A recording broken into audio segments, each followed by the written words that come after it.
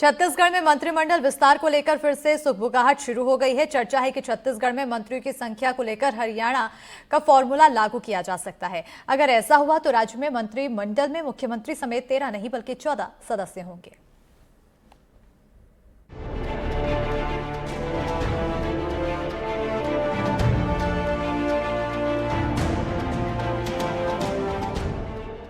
छत्तीसगढ़ के मुखिया विष्णुदेव साई के दिल्ली दौरे से पहले एक बार फिर से राज्य में मंत्रिमंडल विस्तार की चर्चा तेज हो गई है। अब हम हर महीने एक बार दो बार जाते रहते हैं। प्रदेश के अनेक काम होते हैं, अनेक समस्याएं होती हैं। वहाँ पर माननीय प्रधानमंत्री से, माननीय गृह मंत्री से और संबंधित विभाग के मंत्रियों से भी मुलाकात करके अपने प्रदेश में जो काम है वो काम उनसे कराते हैं।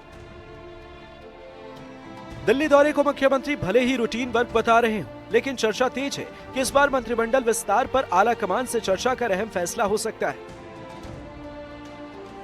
इस बार राज्य में हरियाणा फॉर्मूले के तहत मंत्रिमंडल विस्तार किया जा सकता है। हालांकि इस पर सरकार के जवाब भी जानेंगे, लेकिन उससे पहले हरियाणा फॉर्मूला समझ लेते हैं। कुल सीटों में 15% मंत्री बनाए जा सकते हैं। छत्तीसगढ़ में विधानसभा की कुल 90 सीटें 15% के हिसाब से 13.5 का आंकड़ा होता है। छत्तीसगढ़ में अब तक 13 मंत्री ही रहे। इस बार 13.5 को पूर्णांक कर 14 करने की तैयारी। हरियाणा में भी विधानसभा की 90 सीटें। इस बार हरियाणा में भी सीएम समेत 14 मंत्री बनाए गए। माननीय मुख्यमंत्री जी का विशेषाधिकार है और कब क्या करना है ये माननीय मुख्यमंत्री जी को तय करना है, समय आने पर होगा। छत्तीसगढ़ में वर्तमान में मंत्री के 2 पद खाली हैं। एक पद बृजमोहन अग्रवाल के इस्तीफा देने के बाद खाली हुआ है और एक पद पहले से ही रिक्त था।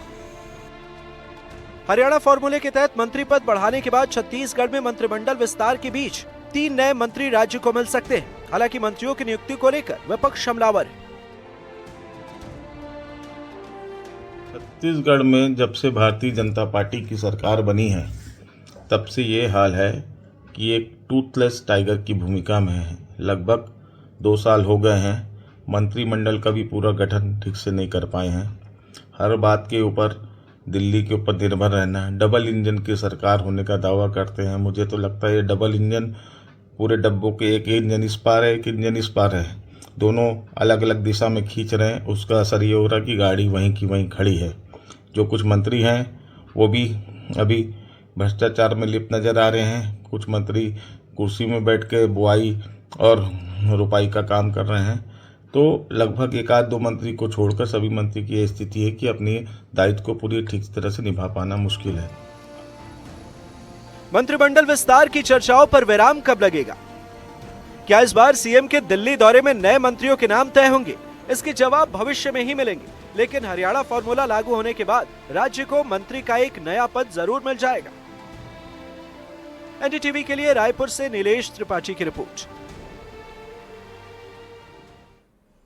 मध्य प्रदेश छत्तीसगढ़ में भारी बारिश से हाल बेहाल हैं। कई इलाकों में बारिश के बाद जलभराव की स्थिति बनी हुई है। नदी नाले उफान पर हैं। लोग लापरवाही कर उफनती नदियों को पार करने से बाज नहीं आ रहे हैं। रिपोर्ट देखिए।